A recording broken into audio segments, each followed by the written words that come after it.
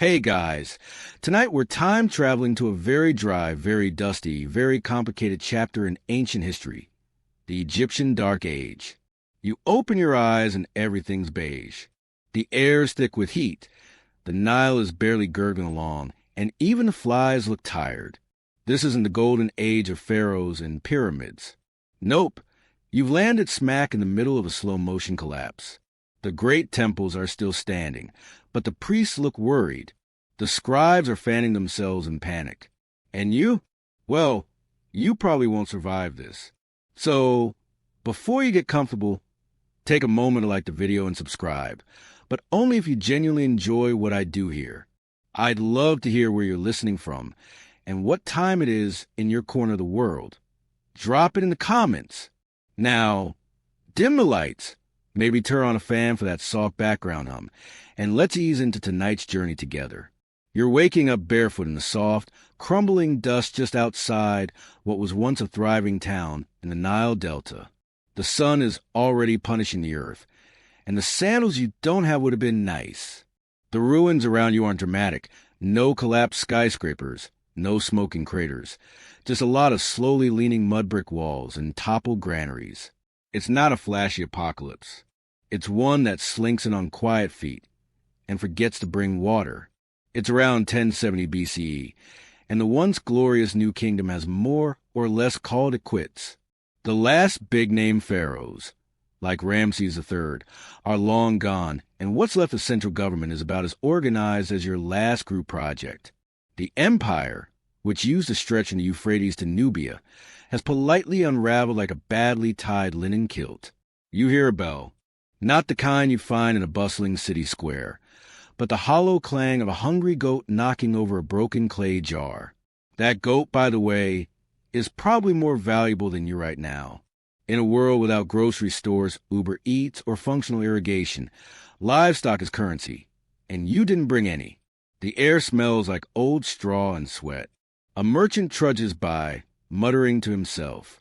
He's wearing what used to be white linen, now the color of disappointment. He eyes you with suspicion. Everyone does. Because here, strangers are either desperate or dangerous. Usually both. Historians still argue whether the fall of the New Kingdom was a result of internal decay, external pressure, or a delightful cocktail of both. The truth is, everything sort of wilted, like the crops, like your hope, like the papyrus that no one has the budget to write on anymore. The bureaucracy that once tracked grain down to the last seed is either gone or in hiding. That means no official records, no food distribution, and no idea who's in charge. If you're lucky, a local official might assign you a ditch to dig. If you're unlucky, someone might mistake you for a ditch digger and skip the paperwork. The great temples still loom on the horizon, massive monuments to gods who are increasingly silent. Once, their priests wielded incredible power. Now, they look like unpaid interns in an underfunded museum. There's still incense, sure, but it smells more like desperation than devotion. And don't count on the Nile to rescue you. Some scholars think the river's annual floods were weakening right around this time. Less silt, less water, less life. The earth itself seems to be tired of this place. The crocodiles look offended. You try to find shelter in a half-collapsed storage room near the edge of the village. There's an empty basket, a dead scorpion, and a cracked idol of filth lying sideways, like even the gods don't want to watch anymore. Outside, you hear someone yelling about stolen barley. It's unclear if there was barley, or if that's just a code for, I need a reason to start a fight. In a post-collapse economy, drama is one of the few things that's still free. You're thirsty. Very thirsty. Water isn't just scarce, it's controlled. Without state-run canals and well-maintained irrigation, everything depends on personal hoarding and shady deals. If you had something valuable, maybe you could trade for a cup, but the only thing you're holding is a flat rock and a vague sense of regret. Still, it's not all bad. You find a half-sung lullaby echoing from somewhere. A mother rocking her child beneath a broken canopy of palm leaves. Humans are weirdly good at surviving, just enough to tell stories, even if they have to shout over the sound of the world giving up. And here's a fun, Slightly weird tidbit. In these rough times, some folks believe placing a small carved frog in your bed could ward off illness. You don't have a frog, but you do have a beetle with a curious look in its eye. You're not convinced that's the same thing. You watch a bird circle above, probably looking for something already dead. The buzzards here are patient. They have time. Time you don't have, unless you figure out how to beg, barter, or blend in. As night falls, the temperature plummets. That's the desert for you. Oven by day, freezer by night. You curl up in a tattered reed mat you found behind the grain silo. It smells like mildew and failure, but it's something. You look up at the stars, which haven't changed. That's the strange comfort of it all. The heavens still track the same cycles, the same constellations, even as everything below crumbles into sand. The gods are quiet, but the sky keeps moving. You close your eyes, hoping maybe tomorrow will make a little more sense. But let's be honest, it probably won't. You wake up before the sun rises, mostly because a mosquito the size of a lentil has been playing percussion on your face all night. The reed mat you slept on has left an impression on your back that resembles early hieroglyphs. Your joints ache, your stomach growls, and you're starting to notice just how much this so-called civilization depends on one critical thing. Someone, anyone, being in charge. But this morning, as the pale light of dawn spills over the horizon like watered-down beer, there's no sign of a ruler, no strongman pharaoh issuing decrees, no stern vizier scribbling laws onto scrolls. You're alone in a decentralized mess, where authority is scattered like broken pottery, and nobody seems to have the glue. You shuffle into what remains of the village center. There's a notice post, but it's empty except for a few old reed-woven announcements about past famines and last year's goat theft trial. The people moving around you are bleary-eyed and silent. They move with the urgency of people trying to avoid attention, especially from local warlords. Because yes, that is who's calling the shots now. Gone are the big league pharaohs who built obelisks and boss around half of the known world. These days, you get minor chieftains, ex-military leaders, and opportunistic grain hoarders calling themselves protectors of the district. Think of them as managers without offices, just clubs. And the bureaucracy? Oh, it's still kind of around.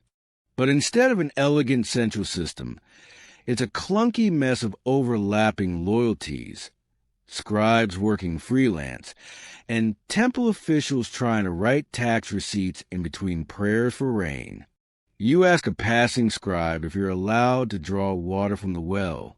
He asks what district you live in. You ask what counts as a district now. He walks away. Historians still argue whether this breakdown of centralized authority was a cause or an effect of Egypt's decline. Maybe the internal corruption and mismanagement cracked things open. Or maybe it was the external threats that broke the camel's back, literally and figuratively. Either way, you're left trying to survive in the aftermath of both. You pass a half-built monument, abandoned mid-carving.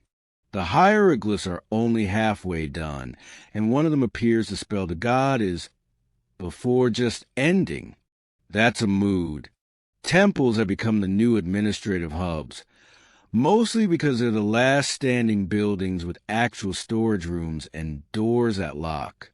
The priests, once spiritual intermediaries, are now part-time mayors, record keepers, and occasionally soup distributors. You overhear one arguing with a former soldier about grain rations. It escalates quickly into a staring contest that could curdle milk. At one of the temple stalls, you try to trade a wooden hair comb for something, anything, edible. The priest raises an eyebrow and offers you a smudge of sour fig paste and a gourd of water that smells like someone whispered clean over it but didn't commit. You take it.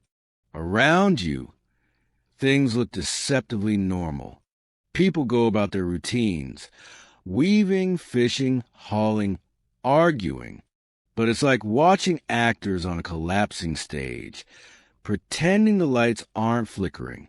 There's tension beneath everything, a sense that all of this could snap if someone lit the wrong torch. A young boy runs past you with a clay tablet in his hand. It's a letter to another village, requesting help fixing a collapsed irrigation ditch. The catch? There's no guarantee anyone will respond. The canal overseers from the capital haven't shown up in months, and the last time someone tried to repair it, they were chased off by a gang that claimed to own the mud. You decide to take a walk through what's left of the administrative district. You pass empty offices with reed pens still sitting in inkwells, scrolls rotting under leaky roofs, and an entire room full of broken tally sticks. You imagine some poor clerk's ghost still trying to reconcile last year's fish counts.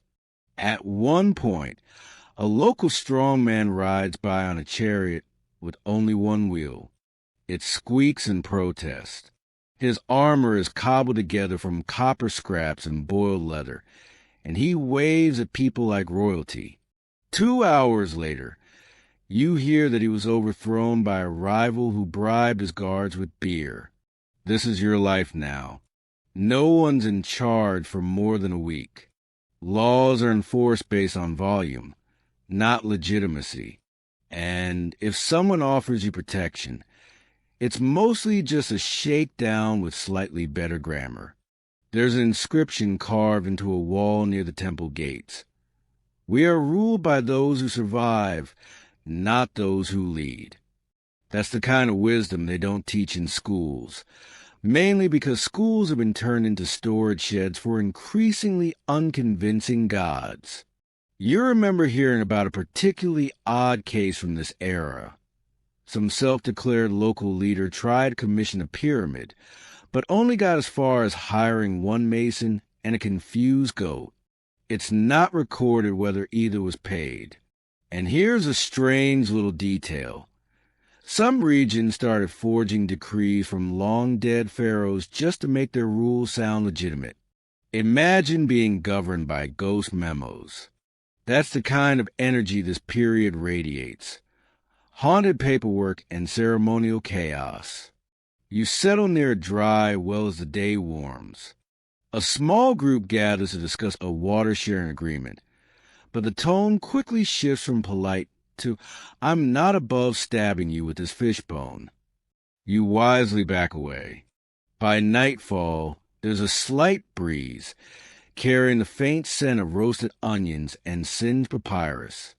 Someone's trying to keep the illusion of governance alive with a ceremonial offering. A makeshift priest lifts a cracked vessel toward the sky, murmuring prayers as if the gods still pick up calls. And you sit in the shadows, half hoping for a real leader to emerge from the dust.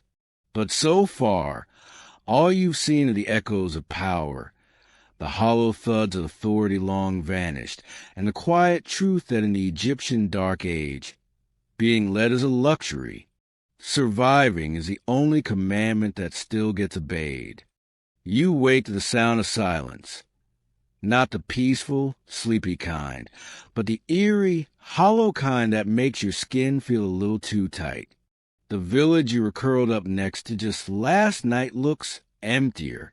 Fewer cooking fires, fewer wandering goats, and definitely fewer people yelling about barley. It's as if the town exhaled overnight, and half its lungs just walked away.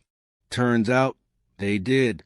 All around Egypt, people are moving, not in the peppy, we're off to greener pastures kind of way, but in the grim, footsore, let's try not to die somewhere else kind of way.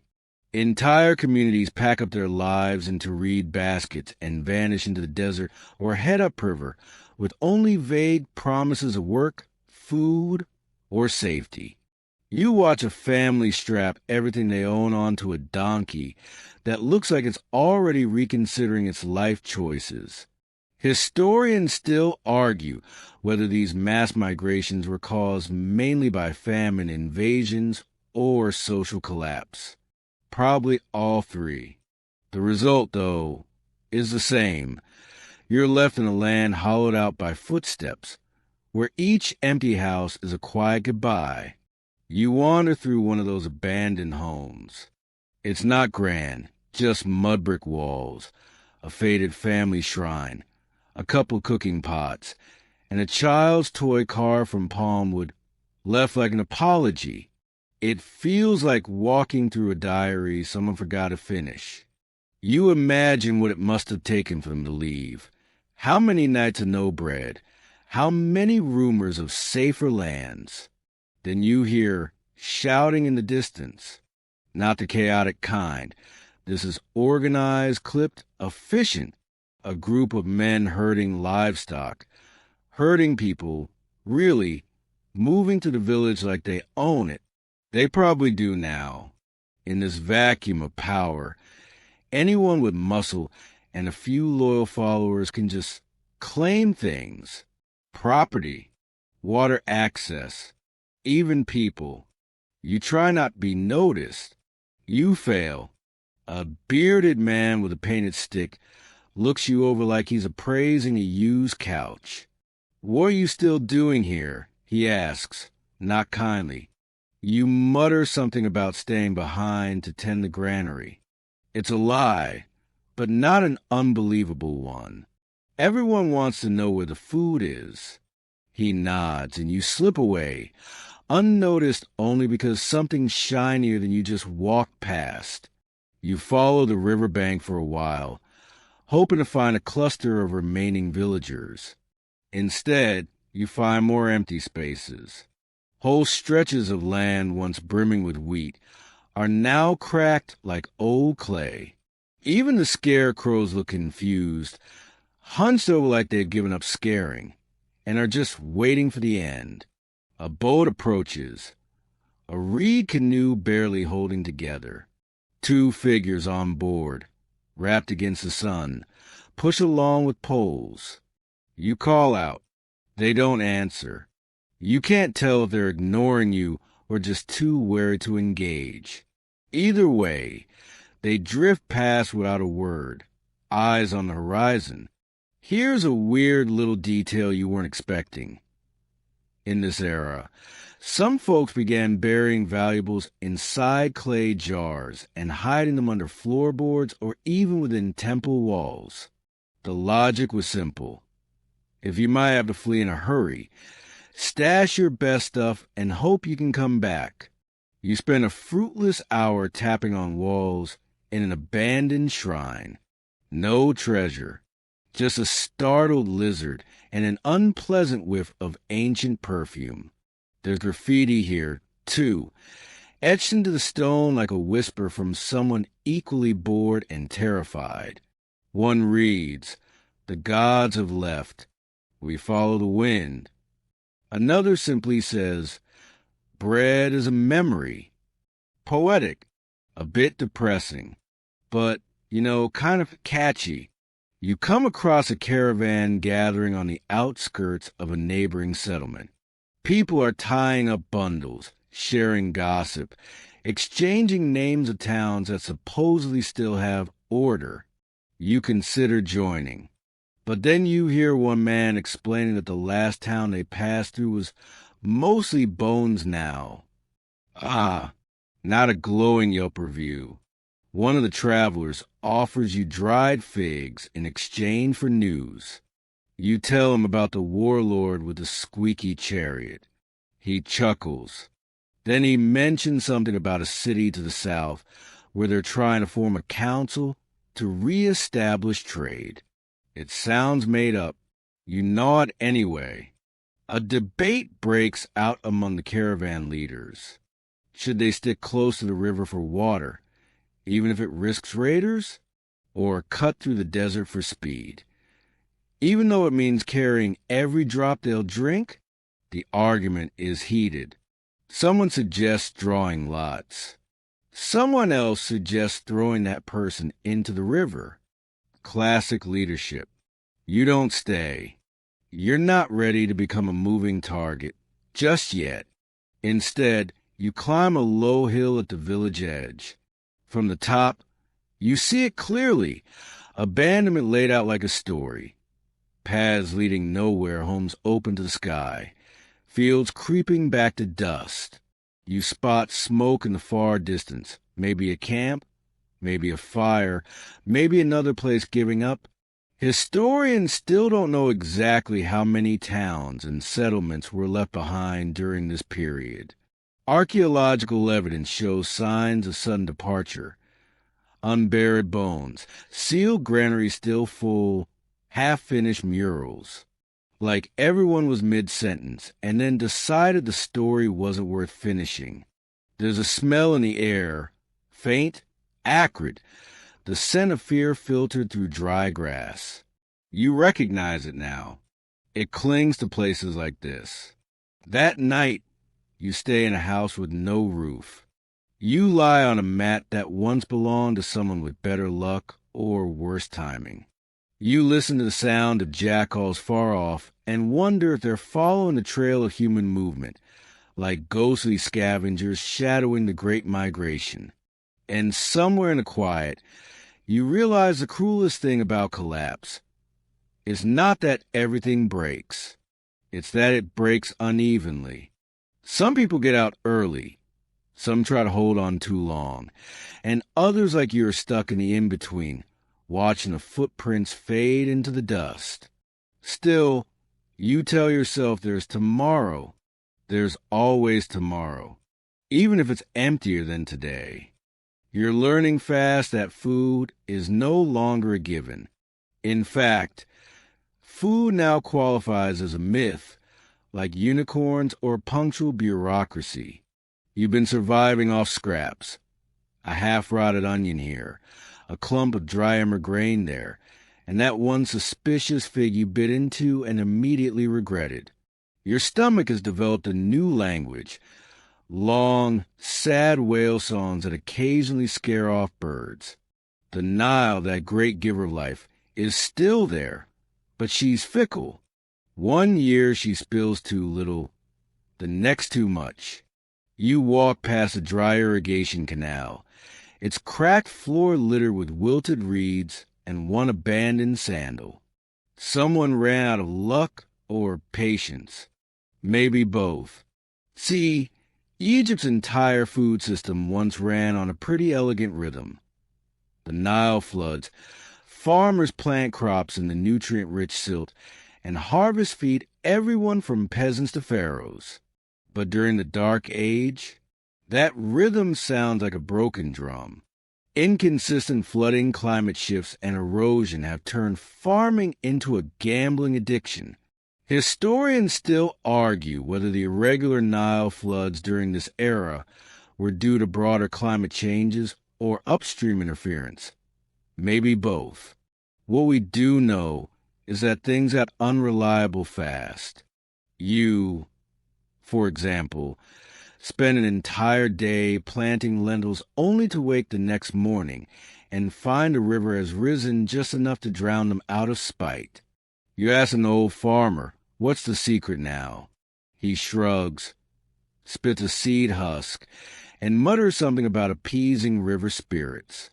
Then he gestures to a small mound where he's planted barley in a circle for luck. You suspect luck has taken a vacation. Even food storage isn't reliable anymore.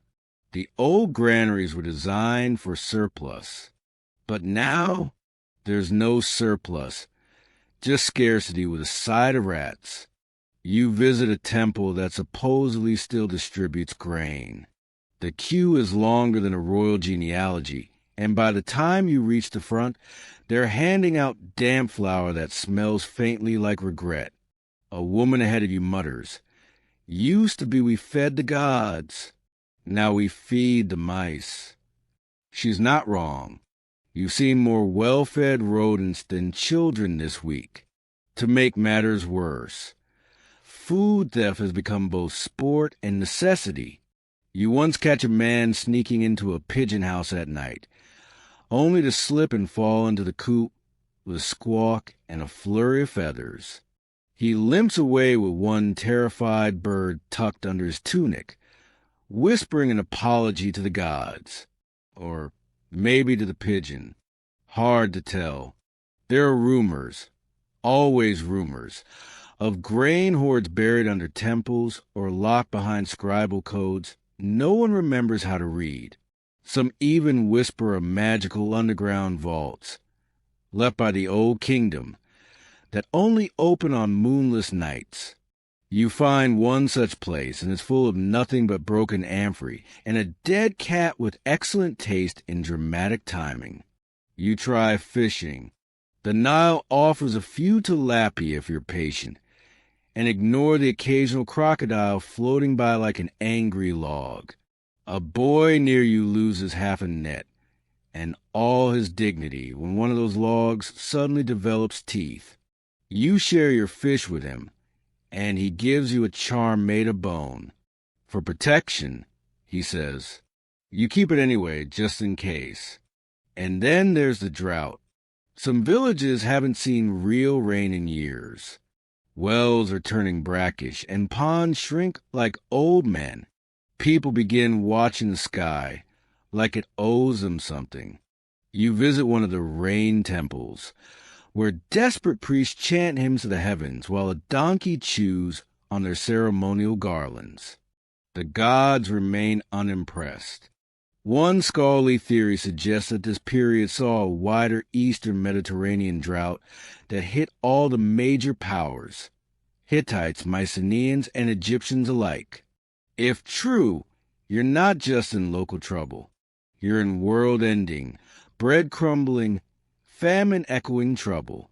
Yea, you're offered a job carrying water jars for a priest in exchange for a hot meal. You accept. Turns out the hot meal is a thin gruel and 3 olives that look like they lost a fight. Still, it's better than licking dewdrops off leaves, which, if you're honest, you've considered. Even the bread is sad. Once, Egyptian loaves were little miracles, fluffy, fermented, baked in molds.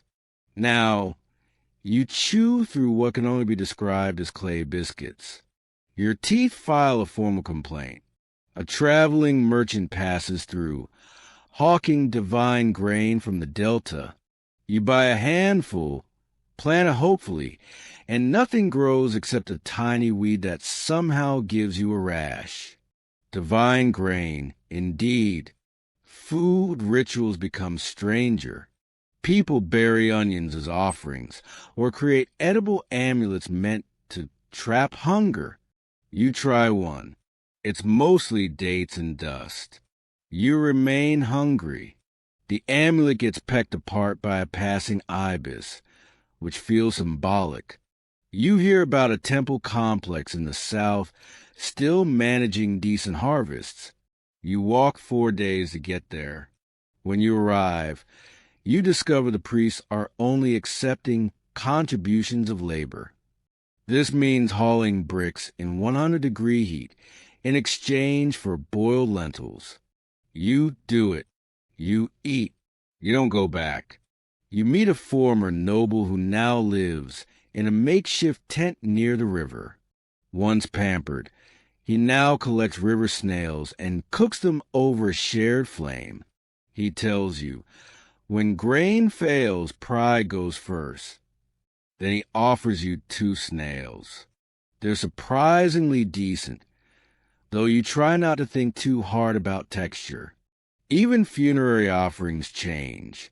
Once, the dead were buried with elaborate meals.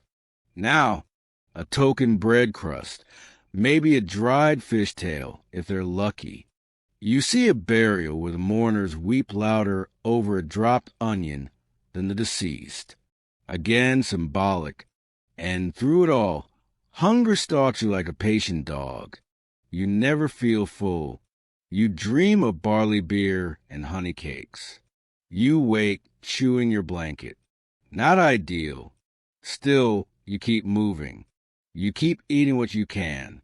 Because in the Egyptian Dark Age, surviving famine isn't about triumph.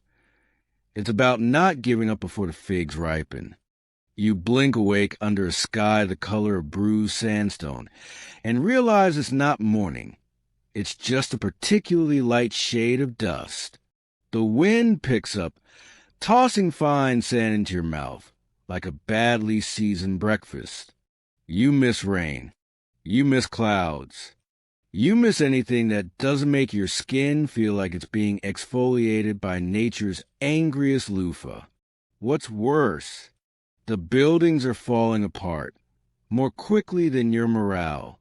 You pass a granary wall that's bowed like a tired spine, its mud brick surface flaking into sad piles. Egypt once built for eternity. Now it builds for next Tuesday, if that. You duck into a house half swallowed by its own courtyard. Once, this was someone's pride. Painted walls, a roof, a little altar to Batet by the door. Now, it's rubble with personality. The altar is still there, though the cat goddess looks less regal and more concerned, as if she too senses a slow, grinding decay of everything once sacred. That's the thing, without money, without grain, and with no central leadership left with its act together. Even architecture is taking a nap. Temples are crumbling. Tombs are looted. Infrastructure is shrugging its weary shoulders. Historians still argue whether this period's architectural decline was due to resource shortages, social instability, or the disappearance of trained laborers. You're guessing all of the above. Even the bricks seem tired. You join a small crew of workers repairing a collapsed storage building. The overseer hands you a reed basket and points to a pile of half-dried mud. "Get shaping," he says. There's no straw, no consistency. The bricks crack before they dry. He shrugs and says, "Good enough." You stare at the wall. It agrees. Back in the golden days of the Middle Kingdom, construction followed rules, proportions, sacred geometry. Now they build like people who've forgotten what permanent means. You help raise a wall, and the guy next to you bets it won't last till winter. You silently agree. A side effect of the chaos, people have started reusing older materials.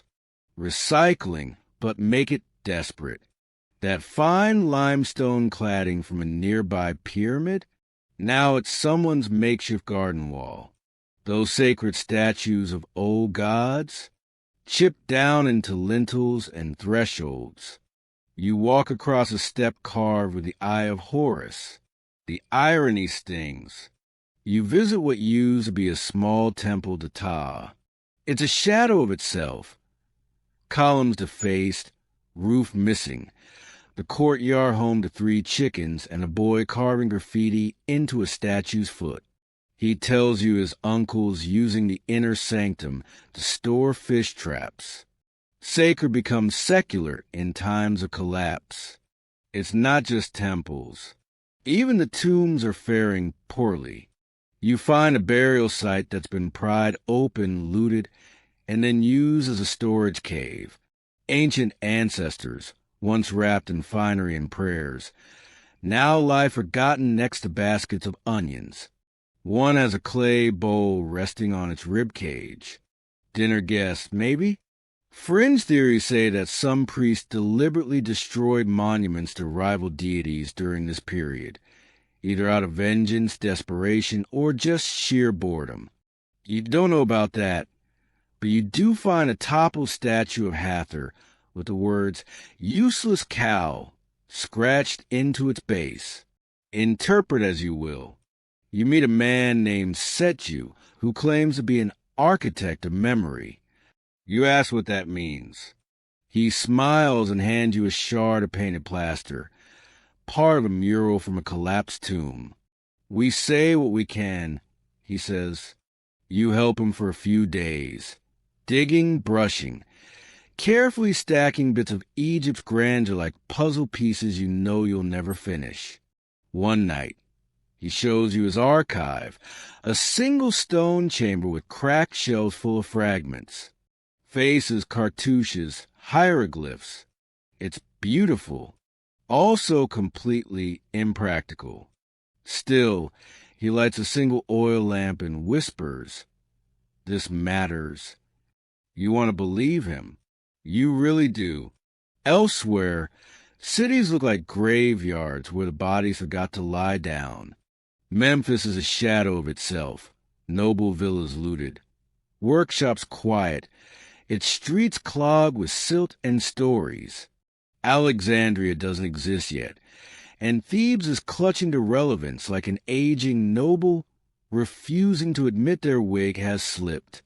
And out in the rural zones, mud brick towns crumble under the weight of unrelenting sun and zero maintenance. Walls sag, roofs collapse, streets fade into goat paths. People mark doors with charms against bad luck, as if that'll hold the ceiling up. You pass a row of homes where families once gathered to bake, to pray, to laugh. Now, scattered belongings, shattered pottery, a child's toy crocodile broken in half. One family painted stars on their ceiling to remind them of the gods above. The ceilings collapsed. The stars now lie in the dust, looking up at no one. At one point, you stumble on a workshop. Tools lie untouched. A half-carved statue sits abandoned, face unfinished. You feel a chill, not the ghost kind, but the realization that the artist just stopped, walked away, forgot how to dream in stone. You meet a mason who used to work on temple reliefs. He's carving animals now, little frogs, cats, lizards. No one pays for gods anymore, he says, but everyone loves a lucky frog. You buy one. It's terribly lopsided. You treasure it anyway. The wind carries sand into your eyes as you sit near the remnants of a once grand gate.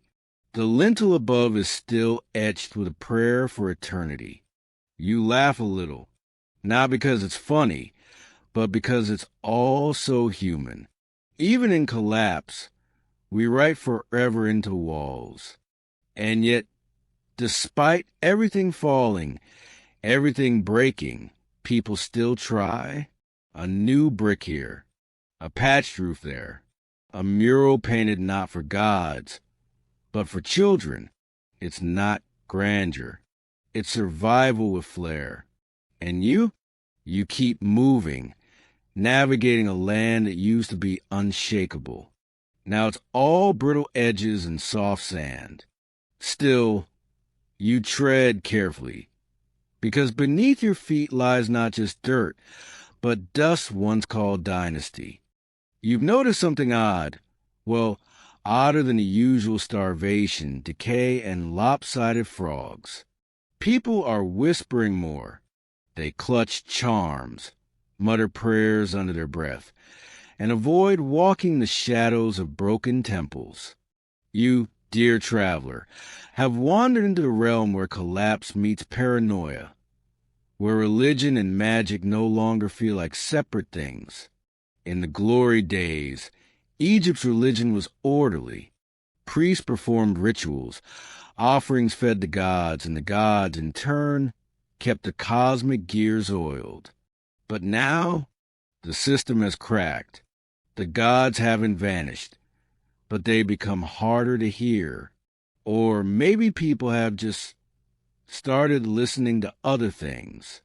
You pass a scribe chanting Thoth over a pile of rotting papyrus, begging for wisdom as rats nibble the corners. A few yards away, a woman burns resin while muttering something definitely not in classical Egyptian. Welcome to the new normal, a spiritual soup where gods, ghosts, and guesswork all get tossed into the same pot. Historians still argue whether the spiritual shift was driven by desperation or innovation. Maybe both. When your crops fail and your roof caves in, you don't ask for theological clarity. You grab the nearest idol and hope for the best.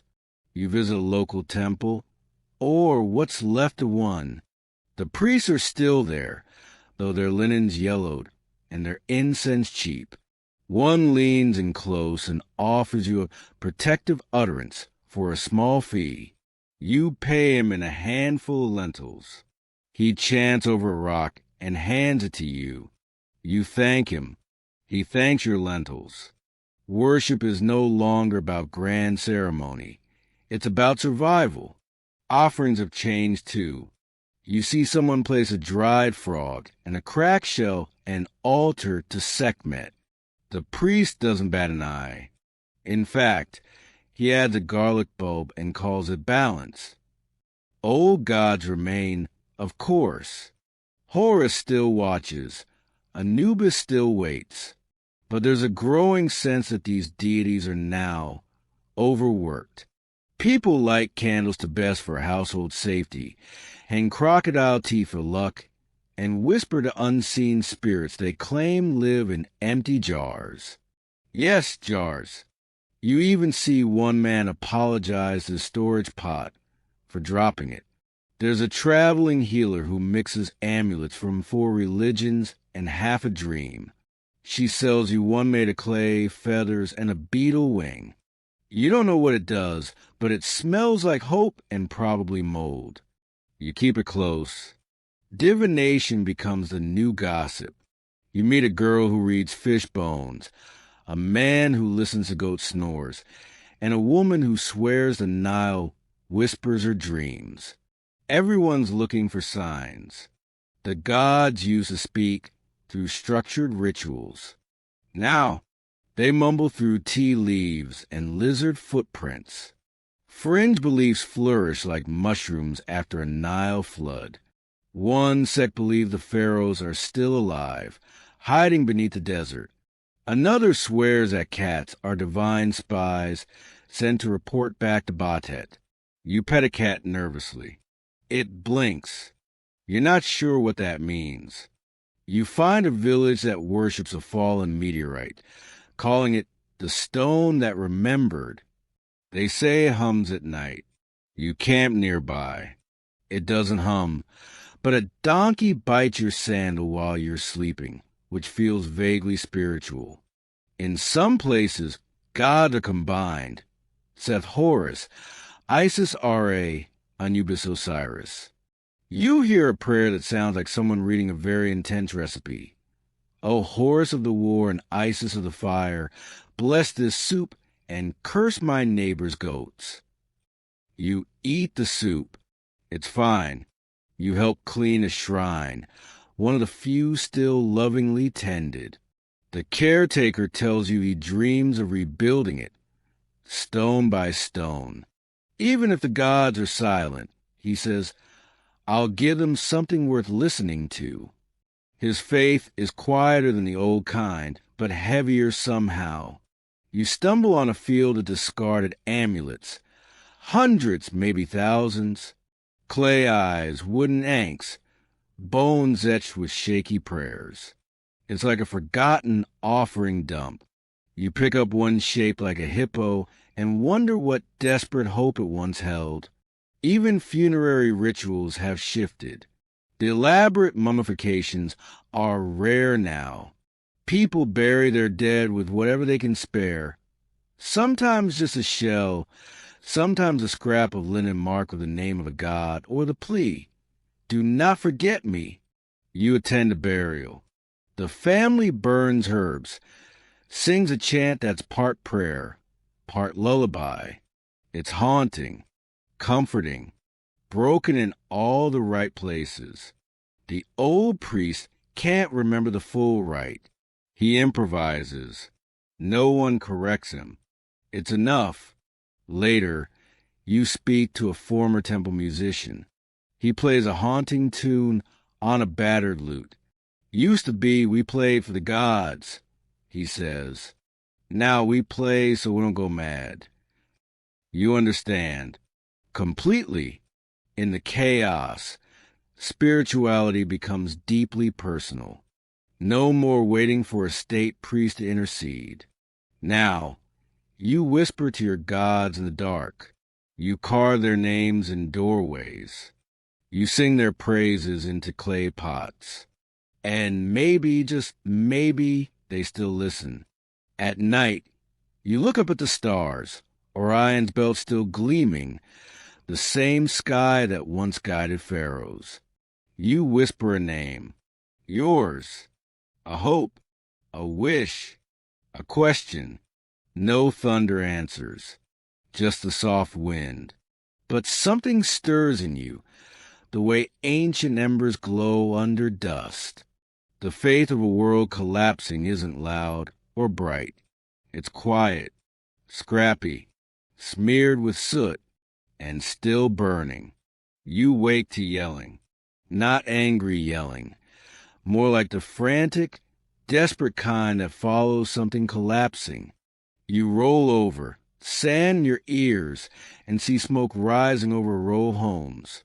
People are running with buckets, which are actually just broken jars with dreams. Another fire. Another family left with nothing. The dark age isn't just hunger and ruin. It's danger, baked in like the sun. Without central control, law is more of a polite suggestion. Chaos, on the other hand, that's the new sheriff in town. You make your way through what used to be a trade quarter. It's been converted into something less charming, a marketplace where goods are borrowed, and neighbors eye each other like rivals in a game no one remembers the rules to. You nearly get stabbed over a fig. Welcome to a world where safety is relative. Historians still argue whether this collapse in law enforcement was due to institutional breakdown or local power grabs. But one thing's clear. You, traveler, have wandered into a society running on loose alliances and looser morals. You meet a man named Hori, who used to work as a city scribe. Now, he's more like a peacekeeper. Used to be, a thief feared the law, he tells you, wrapping a bandage around his arm. Now, a thief fears nothing but another thief. You spend a day shadowing him. He mediates disputes with the exhausted grace of someone who knows no one's getting what they want. A goat wanders through the middle of an argument about grain theft. No one notices. Everyone's too tired to care. There are gangs now. Small ones, usually, but with enough muscle to rule over a few streets or a temple-turned barracks. You see one group shaking down a potter for protection fees, which apparently include taking his pots and breaking them to show what could happen. You keep your eyes low and your sandals moving. Even the tombs aren't sacred anymore. Looters dig by night, like termites with shovels. You sneak into the hills one evening and watch them work. They laugh while cracking open a burial niche. One pulls out a gilded shabdi and mutters, "Guess he didn't work hard enough in the afterlife." You try not to throw up. There's a guard post near the edge of town. Used to be manned by soldiers. Now it's a bunch of teens with spears and no training. You offer to help sharpen their weapons. One of them thanks you and confesses he's never actually used a spear. "I'm hoping they just see it and run," he admits. You nod. That's your hope? 2. Some towns have tried forming local councils to keep order. It's democracy. If democracy involved yelling, bribes, and at least one minor stabbing per vote. You attend a meeting. It devolves into a shouting match over who stole whose donkey. The donkey is outside, eavesdropping. Your personal favorite form of protection is a sacred truce zone. Small sanctuaries, often marked by ropes or charms, where everyone agrees not to fight. You stumble into one accidentally. A former priest invites you to sit. No blood here, he says. Only soup and stories. You stay for 3 days. Best soup you've had since arriving. Of course, not all danger comes from people. There are wild animals, made bold by the lack of human control. Crocodiles creep into irrigation canals. Jackals wander town edges. One evening, a baboon steals your dinner and stares you down like you did something wrong. Even nature joins the party. A minor quake shakes the earth one night. You wake up with half your shelter collapsed and a mouthful of dust. A neighbor pokes their head in and says, "That's the gods burping. Get used to it." You do not get used to it. And still, amid all this, people persist. They fortify their homes with broken bricks. They leave charms in alleys. They warn travelers like you with symbols scratched into walls. A handprint means watch your back, while an ankle next through it? No gods here. You carry a little knife now, not because you want to, but because everyone else does. It's not even sharp, but it makes you feel like maybe you'll last one more day. You pass a woman shouting from a rooftop, "The old gods are dead. Make way for the new." No one listens. A child throws a fig at her. She eats it. You visit a market trying to function. The prices change by the hour. Salt is precious. Beer is liquid gold. And no one trusts your tiny silver ring as currency until you buy it in front of them. Still, some people try to bring order. A young man stands on a broken column, reading laws from an old scroll. A woman tosses a sandal at him. He keeps reading. You admire his optimism. You wonder what happened to justice. Not the big, cosmic kind, the basic kind. The kind that punishes theft, rewards honesty, and doesn't let graves become treasure chests. You ask an old judge what he thinks. He spits and says, "Justice is sleeping. Let her rest. She's tired." And yet, despite it all, despite the gangs, the wild beasts, and the lawless alleys, you see kindness. A stranger shares bread. A child hands you a carved cat for luck. A man gives his only blanket to a shivering elder. It's not much, but it's something. In the end, safety isn't a place anymore. It's a moment, a shared meal, a soft voice, a well-lit corner of the dark. You gather these moments like precious stones, and you keep going, because in a world falling apart, survival is less about strength and more about knowing who still remembers how to care. You're starting to understand something that no textbook ever quite captures. When the world breaks, it's not the thunderclaps that linger, it's the silences. The silence of a dried-up field. The silence after someone says, "There used to be a city here." And now, you found one of those silences yourself. You arrive in a place once known as Hutweret, once a thriving administrative hub, now a cracked, dusty skeleton. No markets, no song, just the wind tracing empty doorways like it's looking for a memory to haunt. You walk the ruins slowly. There's no rush. It's not like the city's going anywhere. Stone walls lean at odd angles. Roofs are sunken in, and doorways gape open like the mouths of people mid-scream. There's graffiti carved into the stone. Some of it prayers, some of it jokes, some of it just names. Always names. Historians still argue whether Hutweret fell from drought, internal rebellion, or sheer economic implosion. Maybe all three. You get the feeling that even if someone solved the mystery, the city wouldn't care. It's busy turning back into dust. You pass what must have once been a noble's house. The plaster's gone, but the faint outline of a lotus still clings to one wall, just enough to suggest someone once loved this place. Someone once ordered dinner here, argued over taxes, tucked children into bed. But now the only occupant is a goat who looks at you with both suspicion and ancient judgment. Everywhere you look, there's evidence of sudden departure.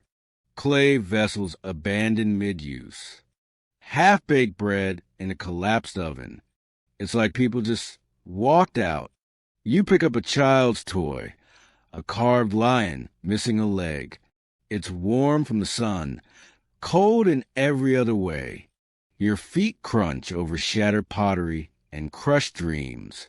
Someone once believed this place would last forever. It lasted until it didn't. You slip into a temple, barely standing. Its pillars are cracked, the roof pierced by roots from a fig tree that now owns the place. The altar is stained, but not with blood, just water damage and the slow crawl of mildew. A bird has nested on a statue's head. You consider lighting a candle, but the wind would eat it. You find a fragment of a scroll in a half-buried room. It's a tax record, perfectly boring and wonderfully intact. Someone paid 3 goats and a basket of lentils. The scribe had nice handwriting. You imagine them hunched over their reed pen, proud of their lines. You imagine their confusion when the world gave out and no one came for the next payment. You rest against a wall where hieroglyphs describe the city's greatness. It feels ironic now. The jewel of the Delta, it says. Today, it's just a gravel necklace no one wants to wear. Someone has scratched something newer beneath the ancient text. It reads, "The gods forgot us. We forgot them back." You don't know whether to nod or cry. But here's the strange thing. Despite the decay, you start to feel something else. Awe. Not the religious kind, but the quiet kind. The kind that creeps in when you realize you're walking through a ghost's living room. This place was real. These people were real. And even though it's all crumbling, it's still here. You pass a statue that's been toppled, its head lying 10 feet away. You swear the face still looks smug. Probably a local bureaucrat. They never change. In one corner, you find a workshop, chisel marks on the walls, unfinished projects scattered like someone sneezed and vanished. You touch the stone and feel the texture of ambition long dead. There's a small cistern, half full of murky water. You lean over it and see your reflection, tired, sandy, a little sunburnt. And behind you, nothing, just columns and sky. You're the only moving thing here. For now, you imagine what this place sounded like in its prime. The hum of commerce, the clatter of carts, the chatter of scribes and sellers. Someone shouting over bad figs. Children laughing while dodging their chores. And now just wind. And goats. Always goats. You sleep in what used to be a merchant's house. It smells of old stone and dreams. You line your back with dried reeds and wrap yourself in a dusty cloak. In the night, you hear distant jackals. You pretend it's just locals throwing a party very, very far away. Come morning, you explore the necropolis, a polite way of saying really big cemetery. Some tombs are looted, others just forgotten. You spot an inscription. "May my name be spoken when the stars rise." You whisper the name aloud. It feels right. The stars haven't risen yet, but they will. In another tomb, someone's left a single fresh offering, just a flower recently picked. You're not alone in this ruin. Someone else remembers. Someone else visits. You don't ask questions. You just leave your own offering, the carved lion toy. Maybe it'll keep some ghost company. You linger longer than you meant to. It's hard to walk away from the weight of history when it's pressing against your skin like this. But eventually, your feet take you back to the trail, out of the silence, and into the rustle of dry grass. As you glance back, the city seems to shimmer, not with magic, but with heat and memory. It's no longer just a ruin. It's a lesson and a warning that nothing lasts, that greatness fades, that cities, like people, are only ever one bad season away from becoming stories. But also that stories can still be told. Even if the gods forget, you remember. You walk for hours along a canal that's more ditch than waterway, skirting cracked embankments and sun-blasted papyrus stems. What used to be the veins of Egypt's trade routes are now dry, brittle arteries of a once pulsing economy. Every few miles, you pass the wreckage of another boat, a trading vessel left to rot where the river gave up on it. Your sandals crunch through dried fish scales and old rope. You try not to think about how much grain used to flow through these channels, or how many lives were tethered to that grain, because now all that's left are ghosts and a particularly rude ibis who follows you for about half a mile. Once upon a time, Egypt wasn't just surviving. It was trading with everyone who had a boat or a camel. From Levantine cedar to Nubian gold, everything passed through its borders. But you're not in that Egypt anymore. You're in the sorry, we're closed version, the one with broken piers and port officials who mostly just sit around carving dice from sheep bones. You stop in what was once a trade town, Pernifer, they called it. Not that anyone does now. It's half silted over, with reed huts popping up in the gaps where villas once stood. A former harbor master takes you in for the night. He brews you a surprisingly tasty beer and says, "We used to see Mycenaean ships stacked 3 deep. Now, just fishermen arguing over who stole whose net." Historians still argue whether Egypt's trade collapse was caused by outside invaders cutting off access or internal instability choking the flow. Probably both. But the result is the same. A country that used to thrive on exchange is now huddled inwards, clutching its last jars of lentils. The master shows you old ledgers, ink faded but still legible. You run your fingers down entries like 5 jars of incense from Punt, 1 leopard skin, payment pending. It reads like a shopping list from an empire that forgot how to shop. You sit by the docks and imagine what it must have looked like.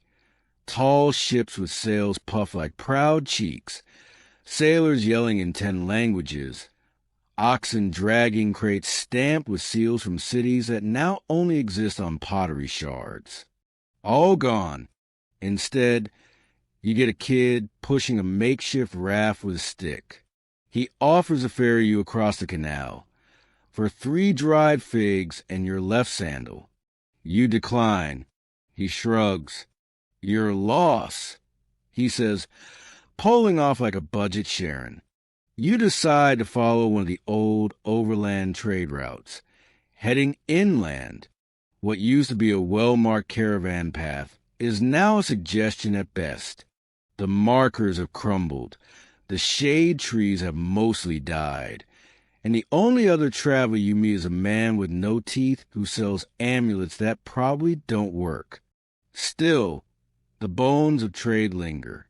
You find an abandoned checkpoint with rusted weights, a faded tariff list, and a mummified cat that someone once considered good luck. You leave a coin beside it. You don't believe in luck, but it seems rude not to try. And then you strike gold. Well, metaphorically, you stumble into a secret market. It's tucked into a gully between two hills, hidden from a wind and wandering officials. Here, trade is alive, barely. Tents made of patchwork linen flap in the breeze. People barter instead of coin. A man sells honey cakes in exchange for flint blades. A woman offers dates for gossip. You trade your old ring for a small pouch of cinnamon. Real cinnamon. It's the happiest your nose has been in weeks. But even here, the cracks show. Goods are scarce. Fights break out. One trader gets caught trying to pass off painted rocks as turquoise. There's a brief chase, a loud argument, and finally, someone offers him real turquoise in exchange for not coming back. You sit by a spice merchant who used to deal with the palace. Myrrh used to be stored in jars taller than a man, she says, running a finger along her dwindling supply. Now I guard this like it's my child. Trade is trust, and trust is hard to come by these days. No official weights, no royal stamps, no guarantees. It's all word of mouth, side eyes, and hope.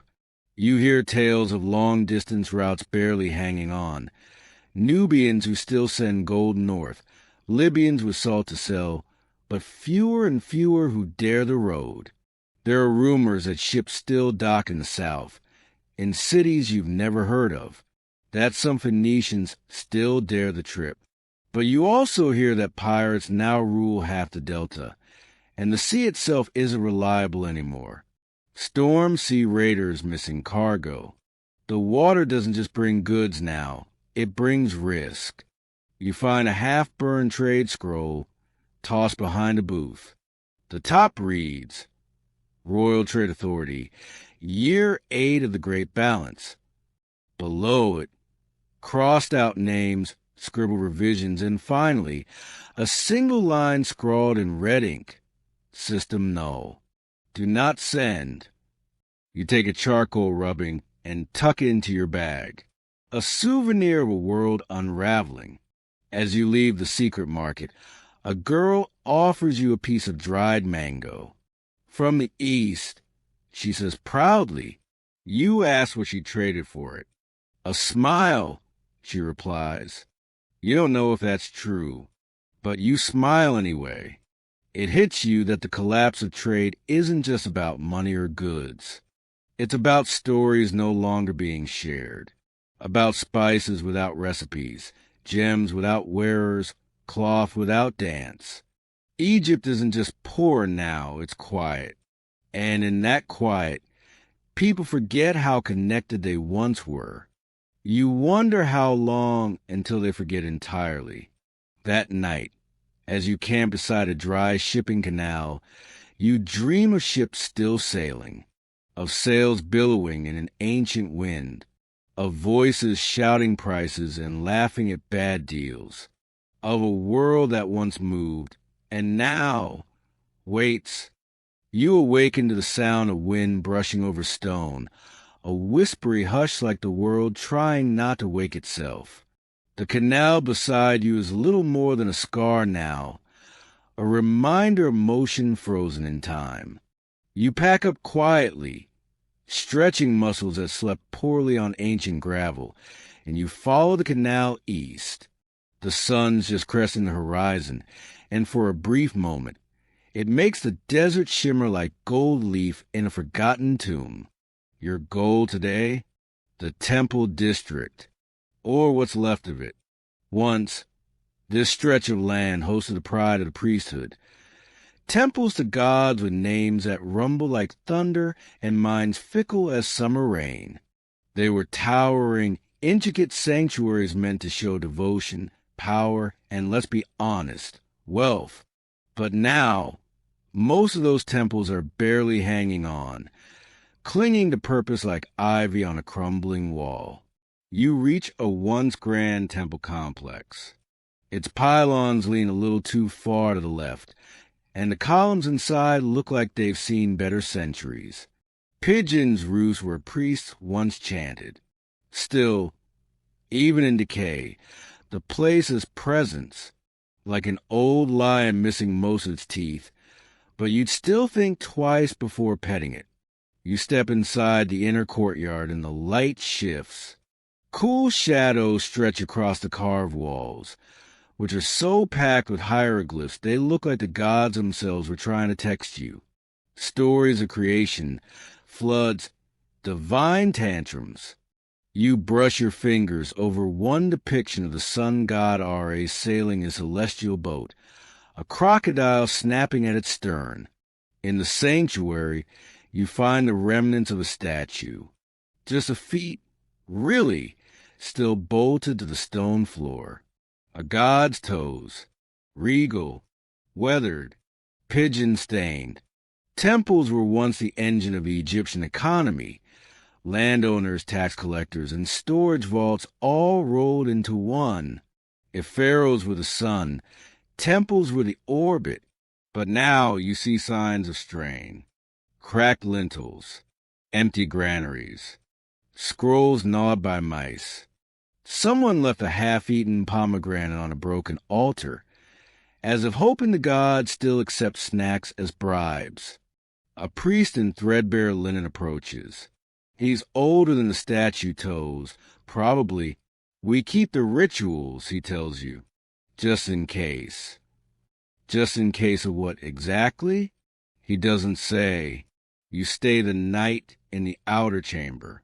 The priest offers you a bedroll and a quiet warning not to disturb the sacred ibis nesting in what used to be the offering basin. It gets moody, he says. Historians still argue whether Egypt's priesthood helped stabilize things during collapse or quietly drain the economy while pretending everything was fine.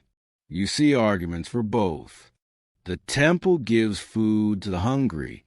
It also demands labor in exchange for divine favor, which seems convenient. But here's the thing. People still come. In the morning, you watch a small crowd gather. A woman lays bread and beer at the foot of a falcon statue. A man mutters a prayer before kissing the doorway. A child tosses a clay figurine into the pond and whispers, "For my brother, who doesn't wake up." Faith hasn't collapsed, not completely. It's just quieter now, less showy, more desperate. You walk deeper into the complex, where the air grows thick and smells of soot and herbs. You find a hidden chapel with a star-painted ceiling still mostly intact. It's beautiful, eerie, and entirely empty. You sit beneath it, staring upward. The stars look like they're spinning, even though they haven't moved in millennia. You begin to notice little things. Scratched-out faces on wall carvings. Broken statues reassembled with mud and string. Names missing from inscriptions. That last one, it's hard. In Egypt, being remembered was everything. Having your name erased? That was worse than death. You whisper your own name into the chamber, just to be sure it's still real. Later, you help the priest collect offerings, mostly shriveled vegetables and the occasional chicken feather. You ask if he believed the gods still listen. He shrugs. We speak. If they answer, maybe we just don't hear it. You pass another temple on your way out of the district. This one didn't fare as well. The roofs collapsed, and vines strangle the entrance like it owes them money. Someone has drawn crude stick figures where once were scenes of divine glory. One of them has suspiciously large ears, possibly meant to be Set, the trickster god, or maybe just an ancient meme. There's a small mud brick shrine nearby, far humbler, just a stone slab and a ring of offerings, beads, dyed cloth, a worn doll. It's dedicated to Tarit, the hippo goddess of childbirth. You sit for a while, watching people leave tokens. One woman cries quietly and presses her forehead to the ground. Big gods fade, but the small ones, they survive in the cracks. You wonder what it feels like to be a deity in decline, to watch your temples rot and your statues crumble, to hear fewer and fewer prayers, or worse, to hear them all and be unable to answer. At dusk, you climb a dune to look out over the entire temple district. From here, the ruins look deceptively whole, bathed in golden light. If you squint, you can almost pretend it's still the age of gold, with priests chanting, smoke rising, and Pharaoh himself riding past in a chariot. Almost. Then a chunk of pylon collapses with a very final thud, and reality snaps back into place. You sleep in the dunes at night, wrapped in silence and cooling sand. Your dreams are filled with gods trying to find their altars, wandering corridors that no longer exist. You wake with the feeling that someone watched over you. Maybe it was just the ibis. Or maybe, even now, someone's still listening. The morning sun is brutal, less a sunrise, more slap. You blink sand from your eyes and sip the last of your water, watching heat shimmer across a broken skyline of temples and tombs. The priesthood may still whisper to the gods, but the real power in Egypt, that's shifting fast. And if you're trying to survive in this mess, you're going to need more than prayers. You're going to need a warlord. You trudge east toward a region that once belonged firmly to the pharaoh's control. Now, it's under the thumb of a local strongman named Hecker. You've heard whispers. Some say he's a bandit king. Others claim he was once a palace guard. The truth? Irrelevant. What matters is that his food, weapons, and loyal fighters. In a world where nobody agrees on who's in charge, sometimes the guy with the biggest stick wins. You reach a checkpoint flanked by rough stone barricades. A teenager with a spear and an overcompensating mustache stops you. "Name your allegiance," he says. You give the only answer that won't get you stabbed. "Whoever's feeding people this week." He snorts, then waves you through. Hecker's stronghold is a recycled palace. Columns repainted in crude red, guards posted with scavenged shields. Inside, it's bustling. Scribes tally food stores, blacksmiths hammer salvage copper, and runners deliver messages tied with bits of dyed string. It's chaos. Organized chaos. Hecker greets you not on a throne, but at a long table, half covered in maps and roasted goat. He looks like a man built out of leather and sunburn. "So," he says, chewing loudly, "you here to help or to spy?" You pause, then answer, "A little of both." He laughs. "Good.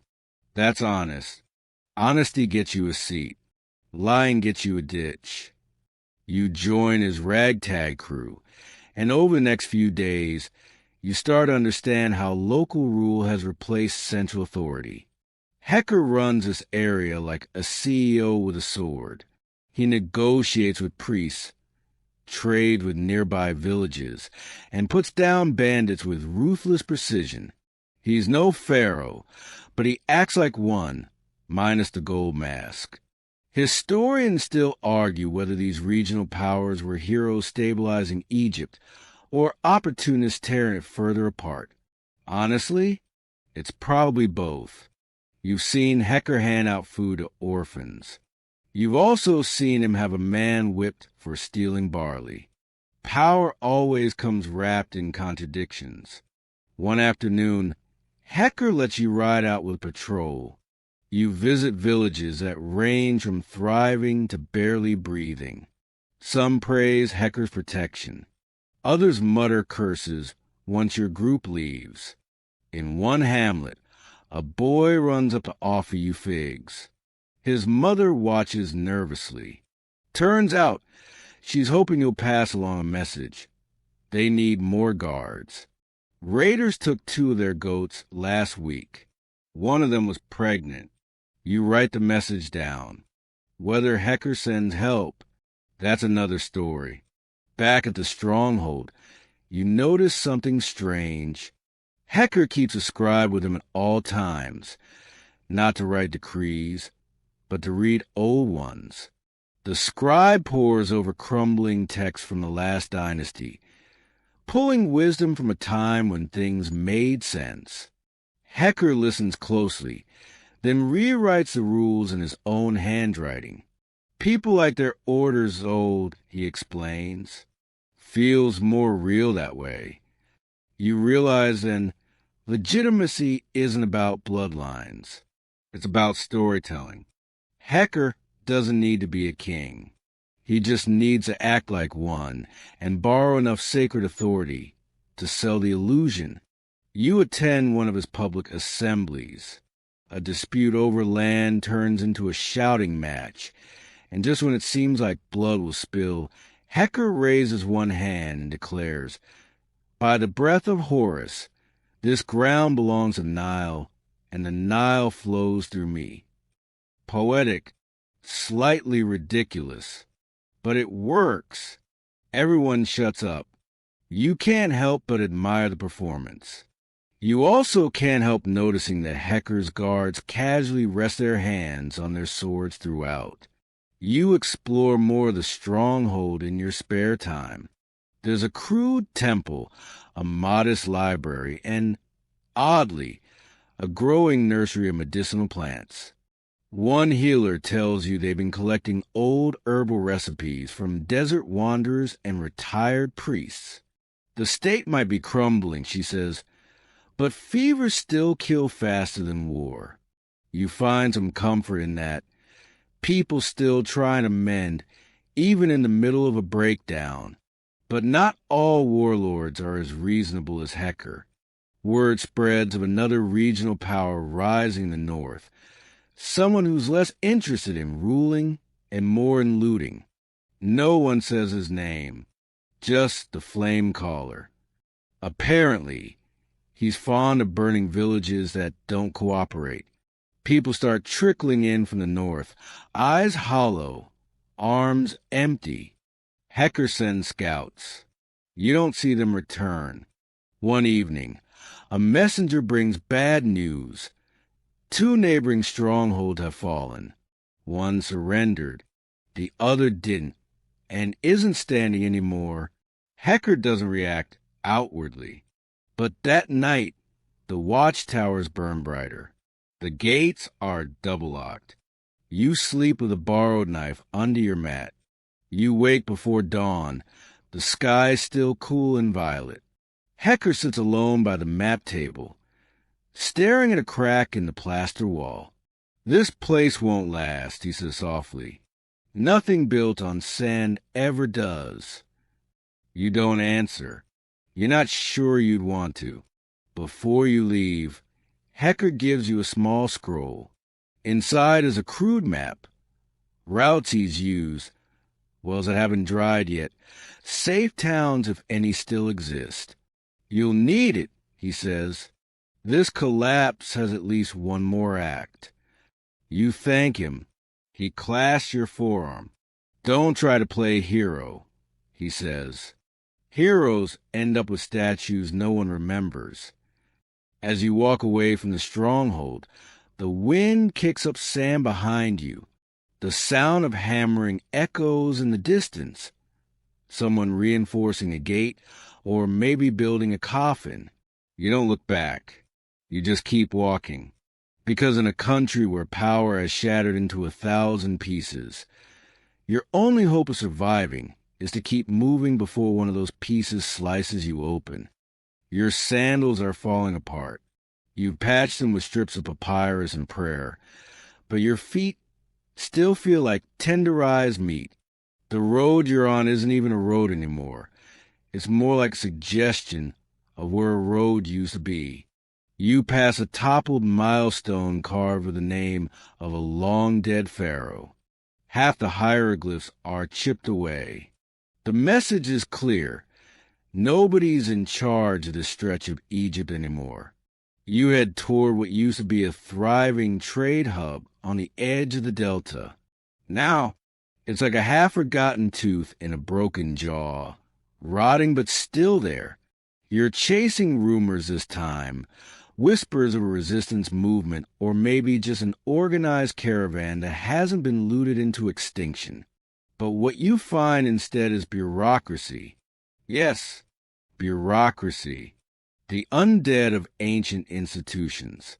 You enter the village, really more of a collection of leaning walls, and find, to your surprise, a long line of people standing in front of a clay building with the word register carved above it in faded red ochre. There's even a man with a wooden tablet, yelling names. Turns out a former palace scribe named Meni has set up shop here. He's resurrected the glorious art of paperwork. He welcomes you with a toothy smile and offers you a seat in what he calls a hall of civic continuity. It's a glorified goat shed. Still, you're intrigued. Meni explains that while everything else was collapsing, temples, trade, central government, there was one thing nobody could afford to forget: records. Who owns what? Who owes whom? Who was born? Who died? Who might be resurrected as a tax-paying citizen someday? Without ledgers, he says dramatically, we are no better than goats. Historians still argue whether these bureaucratic remnants help hold Egypt together during the Dark Age or simply prolong the suffering by pretending normalcy. But either way, here it is. One man, 2 clay tablets, and enough scribbled papyrus to wallpaper Sphinx. You spend a few days shadowing Meni, helping him record livestock exchanges and disputes over irrigation channels. It's like watching someone try to perform open-heart surgery with a sharpened spoon, but somehow it sort of works. Villagers are suspicious at first, but once they see you helping settle a land dispute without bloodshed, they begin to line up more willingly. You witness one bizarre moment where a woman shows up with a chicken and demands to be legally declared a reincarnation of her dead husband. Meni handles it with remarkable tact. Perhaps, he says, but does your husband lay eggs? Case dismissed. A strange rhythm emerges. Part market, part courtroom, part group therapy. You begin to understand the psychological comfort of structure, even flimsy structure, during collapse. People don't just need food and water. They need rules, too. They need to feel like life has a shape, even if it's a lumpy, hastily sketched one. You learn to read the shorthand glyphs Meni uses. Triangles for cattle, spirals for debts, tiny fish for gossip that probably shouldn't be written down, but are anyway. You help record birth announcements, land transfers, and at least one extremely heated legal battle over a missing donkey that turns out to have just wandered into someone else's grain shed. The walls of the register office are covered in charcoal maps. Meni traces flood lines with his finger, muttering about lost topsoil and unreliable canals. The Nile is tired, he says one evening. Even the river wants a break. But despite all this exhausting paperwork, something flickers under the surface. Hope, the idea that maybe if enough things are written down, they can be rebuilt, as if the country itself might rise from the ashes by reading its own receipts. Then come the soldiers, not heckers, not the flame callers either. These ones are different, better gear, polished shields, weirdly well-fed. They say they serve a new pharaoh, a boy king crowned in a city you've never heard of. A return to order, one of them announces. They post a notice. All existing civic structures must submit records to the regional overseer, including Menti's operation. Menti turns pale. They'll burn it, he whispers. They'll claim it's inaccurate, outdated, dangerous. You help him pack everything into baskets. Scrolls, tablets, records etched into scraps of leather. You hide them beneath the floorboard to the goat shed and scrawl a fake ledger to hand over. When the soldiers inspect it, they nod with faint disinterest. Bureaucracy, it seems, is boring even to tyrants. That night, the villagers gather for what Meni calls a silent oath of record. Everyone contributes a single word to remember, a name, a location, a measurement, just one, to be passed down verbally in case all else is lost. You whisper yours, balance. It feels small, but important. A few days later, Meni sends you with a copy of the ledgers, smaller, encrypted, tucked into a hollow reed scroll case. He wants you to deliver it south, where he's heard whispers of a surviving library in a desert temple. You don't know if it still stands. You don't know if anyone will care. But you agree. Before you leave, you sit one last time with Meni. He looks older now, like the weight of every scribbled debt and chicken custody battle has wrinkled him from the inside out. You want to survive Egypt's dark age? He asks. Then remember who owes whom. That's all history really is. You thank him, sling the scroll over your shoulder, and head back into the dust. The village fades behind you. The road reappears in patches. At one point, you pass an abandoned grain silo with "Beware the flame" scrawled in charcoal across the front. Subtle. You keep walking. Because sometimes surviving isn't about the gods or the kings or the warlords. Sometimes it's just about keeping the receipts. The scroll case digs into your back as you trek deeper into the southern deserts, the reeds creaking softly with every step, like the papery breath of history itself. You'd be more poetic about it if your feet didn't feel like blistered papyrus scrolls. The sun is a rude, unblinking god overhead, and there are no temples around to appease it. You're heading for the Temple of Thoth, or what's rumored to remain of it. Supposedly, there's a pocket of scholars holed up there, clinging to dusty wisdom like it's dried fruit in a famine. You don't know what you'll find. Maybe salvation, maybe just another empty ruin. Either way, you're delivering Meni's ledger. Because it might matter, and because you're out of options. The land flattens out into cracked beige silence. Occasionally, a bird circles overhead, looking just hopeful enough to make you nervous. Then, finally, just when your lips start to feel like cracked pottery, you spot it. 3 columns rise out of the earth like petrified fingers. The temple. You expect desolation. You find something else. The temple isn't grand. Not anymore. 2/3 of it is rubble, and what's left has been crudely reinforced with mud brick and woven mats. But it's alive. There's movement. Figures robed in ochre and faded linen bustle about, carrying scrolls, feeding goats, tending small herb gardens nestled between collapsed walls. A child runs past you chasing a lizard. Welcome to the last library of the desert. You're greeted by a woman who introduces herself as Iset, archivist by title, mason by necessity. She's missing 2 fingers on her left hand, but doesn't seem to notice. She guides you into what used to be the inner sanctum of the temple, now converted into a reading room/archive/refugee camp. Shelves are built from scavenged furniture. Scrolls are wrapped in linen scraps and stored in sealed jars. Every wall surface is covered in writing, notes, translations, annotations, even prayers. You hand her the scroll from Mendy.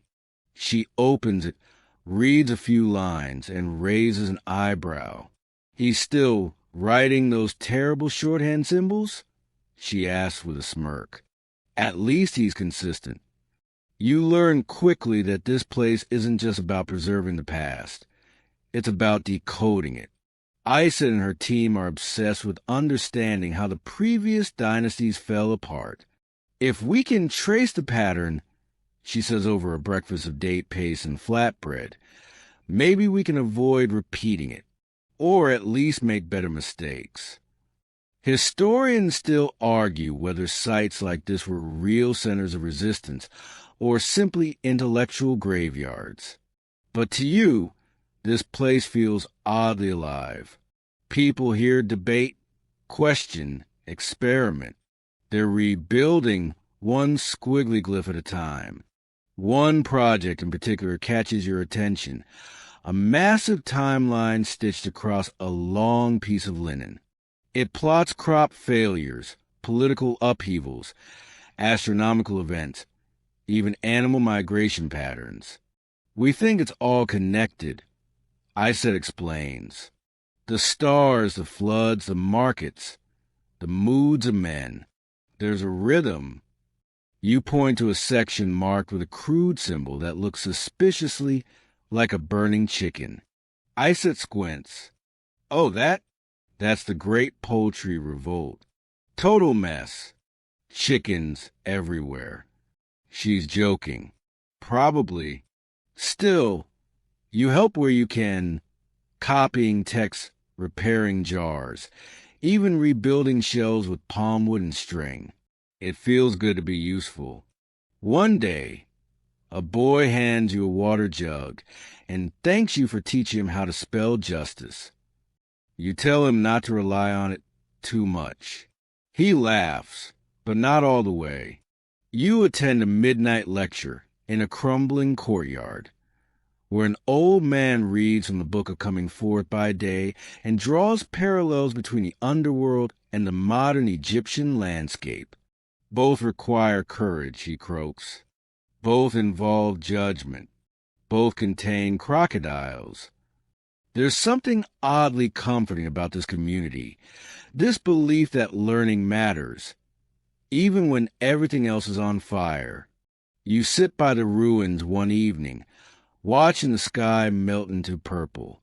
A scribe sits beside you, furiously copying old poetry. We record the past not to worship it, he says, but to make peace with it. Of course, peace never lasts. One morning, Isa wakes you before dawn. We have to move, she whispers. Scouts saw a warband. They're burning their way south. Everyone springs into quiet panic. Scrolls are sealed, jars packed, maps rolled tight. You help bury a cache of text beneath the temple floor, just in case. Each bundle is marked with symbol, a reed, an ibis, a sun. If someone finds it, Iset says, they'll know it mattered. As the group disperses into the desert, some heading west, some toward the Nile, you stick close to Iset. You carry what you can, a jar of records, a roll of linen timelines, and a journal filled with the community's observations. The temple shrinks behind you, just another mound of broken memory on the horizon. That night, under a moon that's more bone than light, you and Iset make camp in a dry riverbed.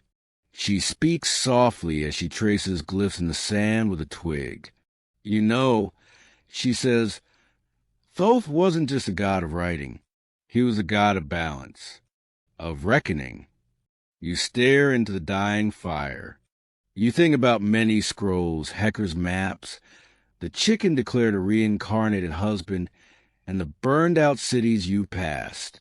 You think about survival, about stories, about how maybe they're the same thing. The wind kicks up, erasing Iset's drawings. You sleep with the linen timeline folded beneath your head like a pillow made of ghosts. Because in the end, you realize you can't rewrite Egypt's history, but you can carry it with you. The desert doesn't end.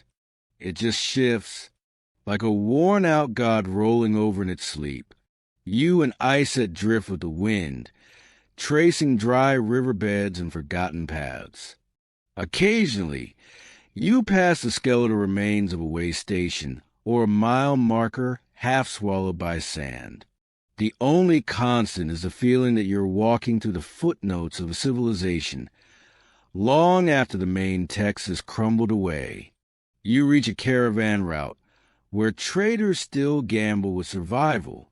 They're the true middlemen of the collapse, sharp-eyed, fast-talking, always 3 steps ahead of the next rate of patrol. You trade 2 scrolls and a half-finished chart for a spot under their tent awning and a flask of brackish water that might once have been wine. They talk about the flame caller again. He's moved farther south, some say. Others whisper that he's no longer entirely human, that he's wrapped in soot-black linen and speaks only in riddles. You quietly hope he's just very tired and wearing too much eye makeup. You hope the caravan mend wheels and copy trade logs. It's surprising how much paperwork still exists. Trade is fragile, but it never really dies. It just mutates. Now, instead of gold or perfume, merchants trade salted fish, sturdy sandals, medicinal clay, and gossip. Always gossip. One merchant tells you that in a village upriver, someone's declared themselves pharaoh. Again, it's the 5th one this year. Historians still argue whether this repeated coronation spree was a desperate attempt to restore order or just a glorified fashion trend. Everyone wants to wear the crown, it seems, but no one wants to fix the plumbing. Iset chuckles as she redraws part of the linen timeline. At this point, we need a separate scroll just for all the fake pharaohs. But something changes in the air. You're approaching the Theban frontier, the southern stretch of the Nile where old power once lingered. The region is scarred but not dead. Here, the temples are weathered but still standing. Columns lean like exhausted guards, and faded frescoes smile down with chipped serenity. And then you hear music, soft, reedy flutes, a rhythm tapped on hollow gourds, laughter, a festival. You round a bend and find a gathering of people, hundreds, maybe more, dressed in faded silks and stitched together linen. They dance around a central fire pit, their shadows flickering across the remains of a temple courtyard. At first, it feels like a hallucination, a dream pulled from the Nile mist. But it's real. This is the Feast of First Light. Someone tells you, a reclaimed tradition meant to celebrate surviving the year. Not thriving, they clarify with a grin. Just surviving. It counts. You and Iset are pulled into the crowd, offered roasted barley cakes and warm beer that tastes like smoke and stubbornness. You meet a former priestess now working as a midwife, a potter turned astronomer, and an old soldier who teaches children how to recite prayers in both directions. Forward for blessings, backward for protection. There's no king here, no palace, just people deciding to pretend, together, that hope is still allowed. It's almost overwhelming. A few fireside conversations later, you learn that this community isn't just throwing parties. They're planning something bigger, a memory archive, not stone tablets or tomb walls, but a living history, passed by breath and song and ritual. Children are trained to memorize epics. Elders recite family lineages like poetry. Every week, someone is chosen with a voice robe, a patchwork garment embroidered with glyphs and stories. That person becomes the archive, just for a day.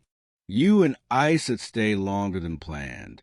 You help design a new section of the timeline to reflect what's happening here. It's vibrant, full of song glyphs and dance steps and weather notes. Not the dusty grandeur of dynasties past, but something scrappier, kinder, less obsessed with permanence. There's an elder named Setna who teaches you how to chant storm cycles in rhythm with your footsteps.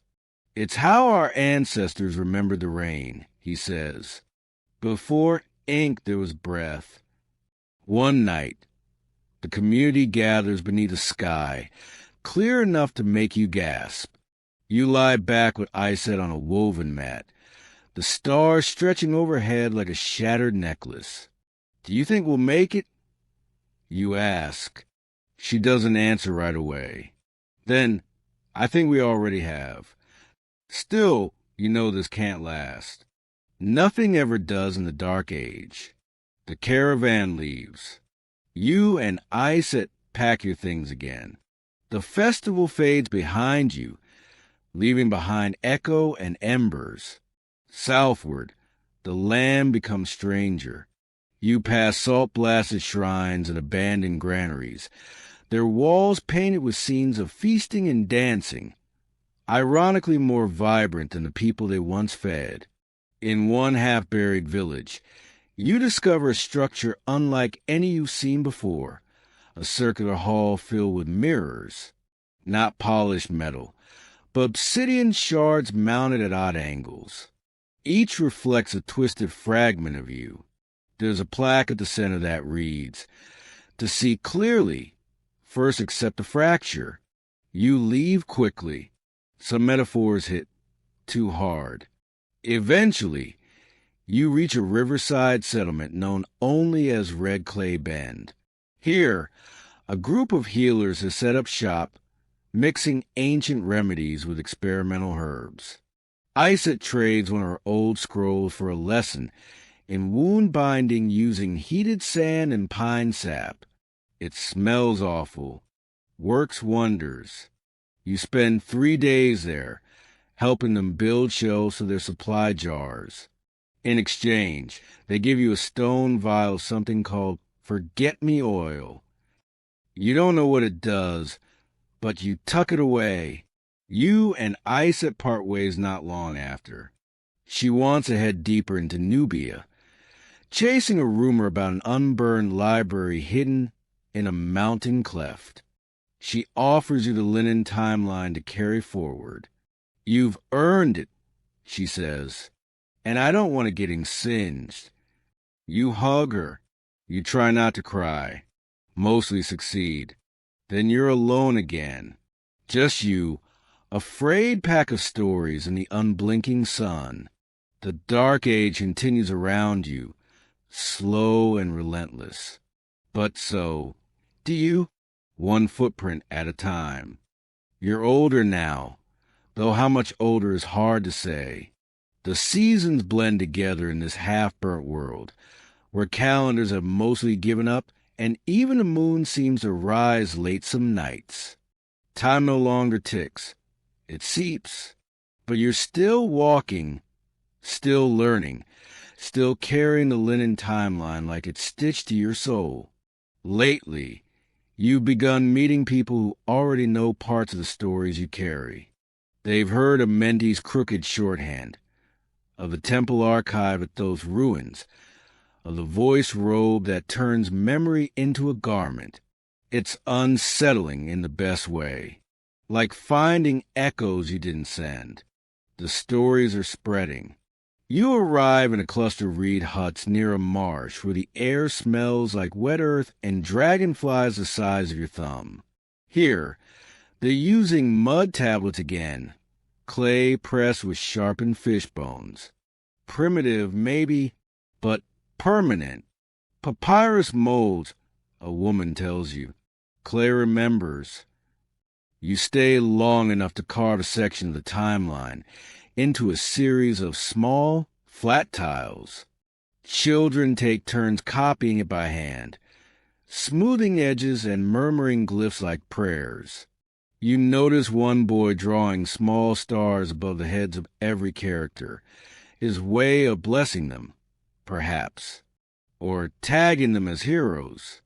Historians still argue whether such community memory hubs during Egypt's fragmentation were resistance efforts or just pockets of accidental brilliance.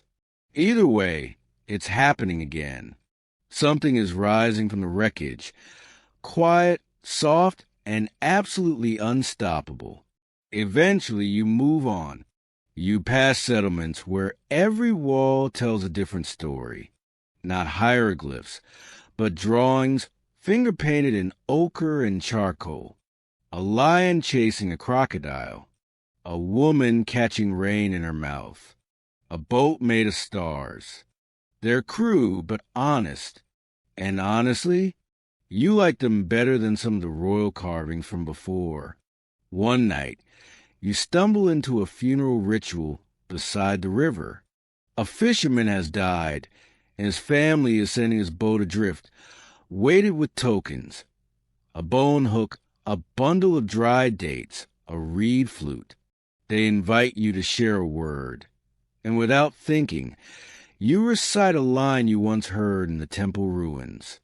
To cross the waters, speak the name of every ripple. They nod solemnly. The boat drifts away.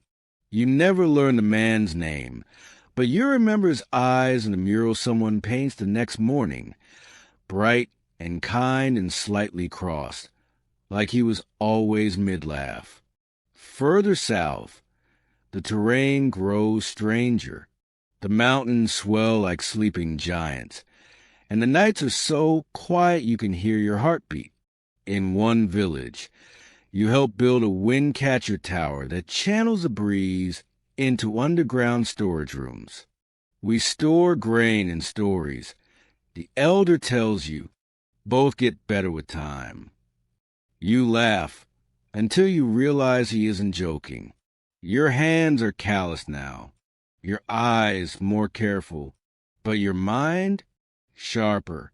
You can decode ancient glyphs and spot forgeries. You can distinguish 3 kinds of desert silence. You even know how to brew tea from scorched acacia bark. Tastes like defeat. Helps with digestion. You stop seeking cities. The cities don't last. Instead, you follow rivers, stories, starlight.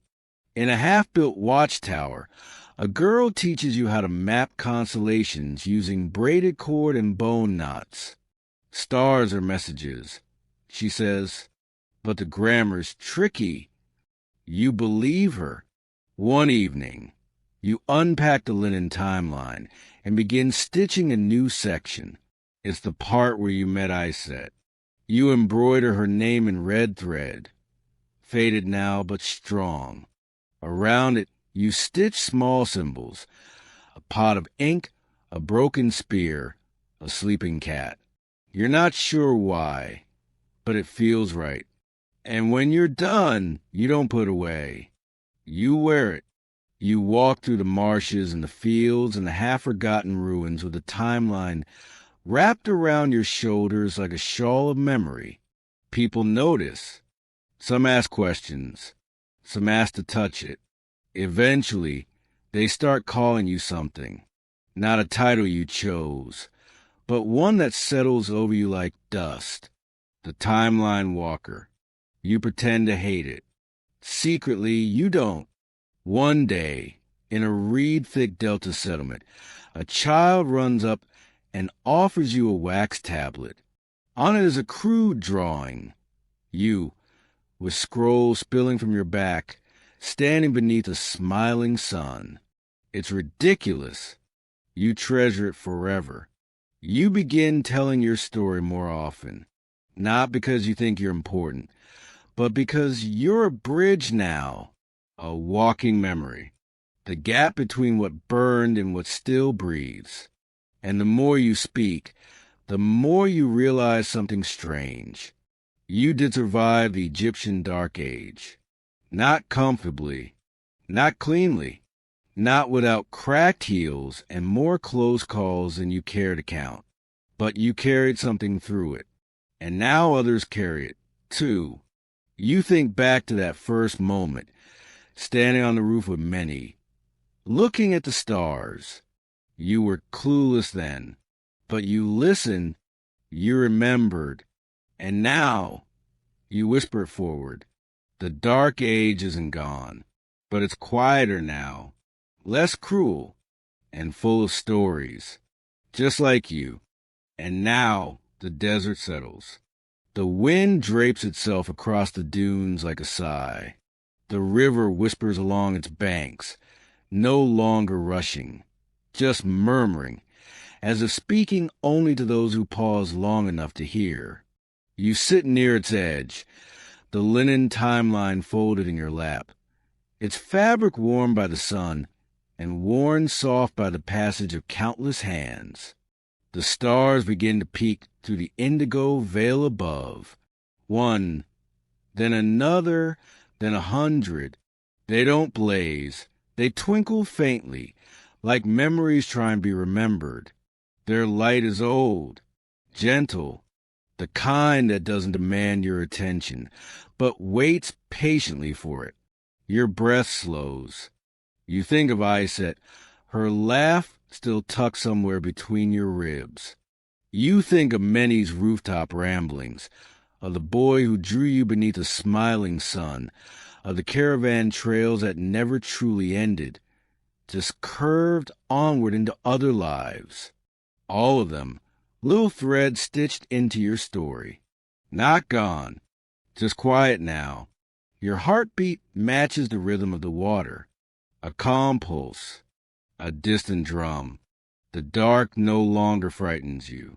It wraps around you like the linen timeline, frayed but full, telling you softly, this too was lived. So you close your eyes. The sand doesn't shift. The wind holds its breath. The world exhales. And somewhere in the hush between moments, you hear it. The gentle murmur of a story being passed forward. Sleep now, timeline walker. Tomorrow is only another page.